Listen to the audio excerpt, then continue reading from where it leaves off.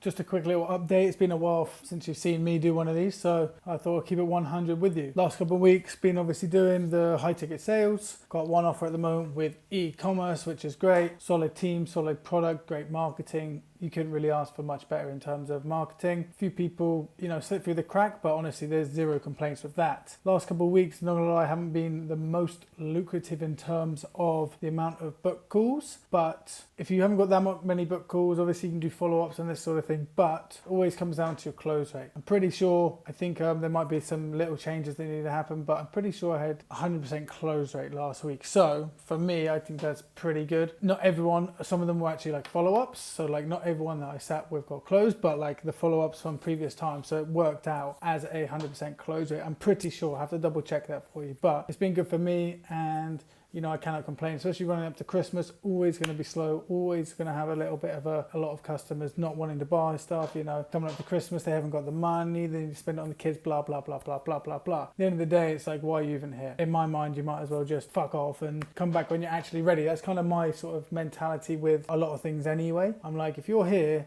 then you're either wasting my time because you want to buy, or you're just wasting my time. So what I know I need to do is sell more than tell. I'm not a bully, but I'm not as skilled at the craft of selling as some people. Like these people I've been doing this guy I've been doing sales training with, like we'll do a role play and he makes me feel like I want to buy. It's crazy. So I've been doing some more stuff with him, hopefully get some real proper time with him this week, next week, as much as I can possibly take, to be honest, because he's very good. And like I say, my background is more telling.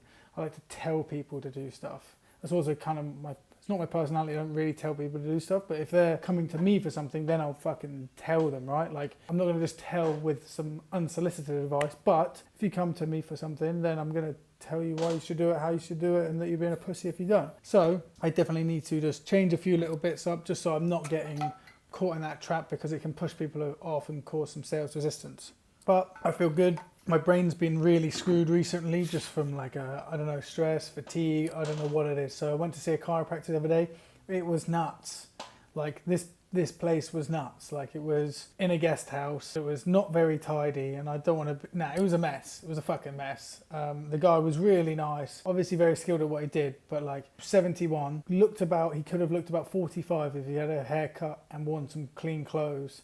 So honestly, I don't know if I'm going to go back, because the experience externally was so poor. Like the customer service side of it, like the actual visuals of it were so poor, but what he did was unbelievable. So it's like catch-22, horrible setting, really great skills. Like can't you just combine the two and have like a proper setup? Like he did 3 adjustments on my neck, one in, the other in, 2 I hadn't had before, and the last one is when he put the V-strap over my head and neck and just pulled me from the top, and I wasn't really expecting it. I've only ever seen it in YouTube videos, something like that, and I was like, holy moly. Literally from my coccyx and every single individual vertebrae up to the back of my occipital bone here, the little lump on the back of your head if you're a bloke, literally just expanded. He was like, you got a lot of scar tissue in there that's just popping, basically, that's just popping out, tons of scar tissue, so it's gonna feel a bit weird, but honestly it was perfect. I feel much better now. I need to go back again. I don't know whether I'm going to go back to him. He was very good, but I would like somewhere more sanitary, to be honest. And the other place I have is the same price, so there's no real reason not to. It's just a bit it's not even further away. One's in Sedna and one's in Ulu, and I'm in Nusa Dua, so I'm right in the middle. With that though, I need to invest in my health a little bit more, but I'm just keeping a low profile for the next few weeks because of Christmas. Obviously I've got Christmas plans with some friends, and my plan is just to hit loads of content, because there's not going to be loads of calls realistically. So it's training both in content, video editing, sales, and then content.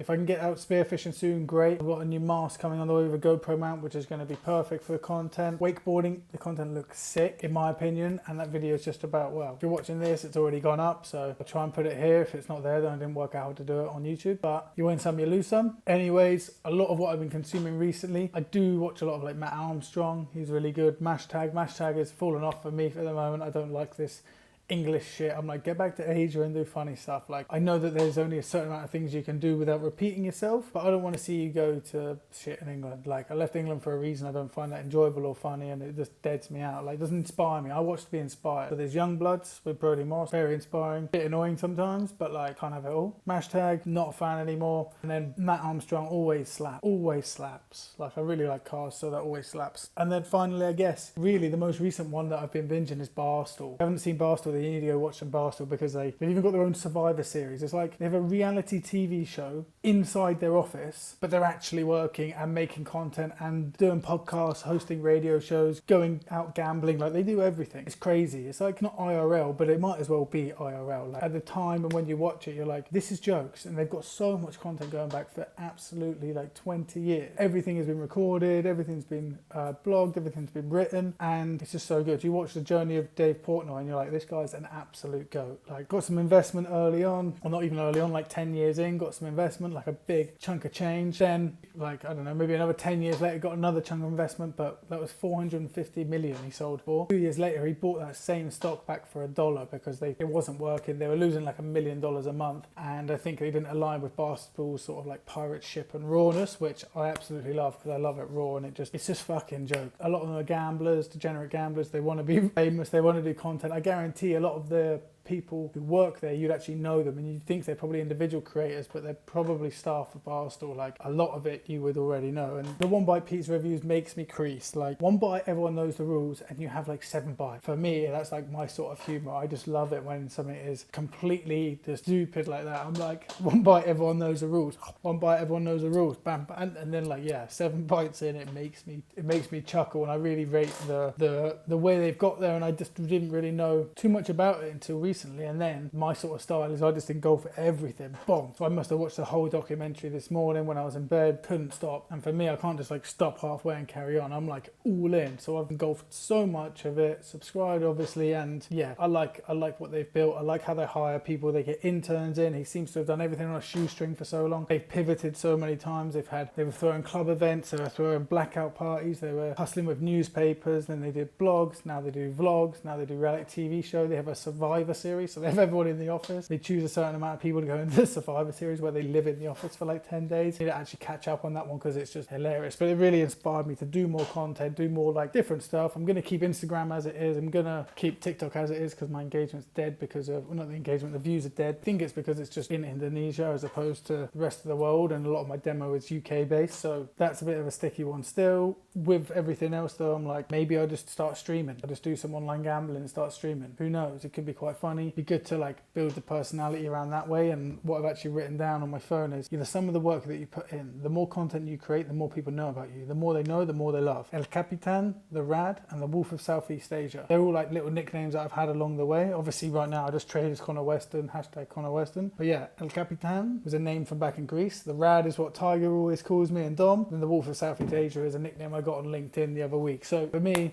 I just want to do a little 10-minute wrap up, not to vent on for too long like I've done before, and just keep it fairly concise and just what's on the dome at the moment. But don't know if you've noticed, but I've got a much better camera setup. I invested not loads, just in a little webcam, so I can actually do videos of this much easier instead of having my phone transferring it, so it's all on here. I just want to make more of a base. I want to get fully indoctrinated in the content. I want to do everything, and sooner or later shit's gonna blow. But yeah, recently it's been going really well. Got lots of new followers, like 30 followers so far from one video, which for me is fucking crazy. It means like what I'm doing makes sense and works, and a lot of inbound leads, and yeah, really loving what I'm doing right now, and I just want to keep on doing it for longer. So that's it from me. 10 minutes, not on the dot, but close enough. Anyways, love you, miss you, kiss you, let's go. You don't take a risk, you'll work for someone that will. Bye. Thank you very much. Ciao.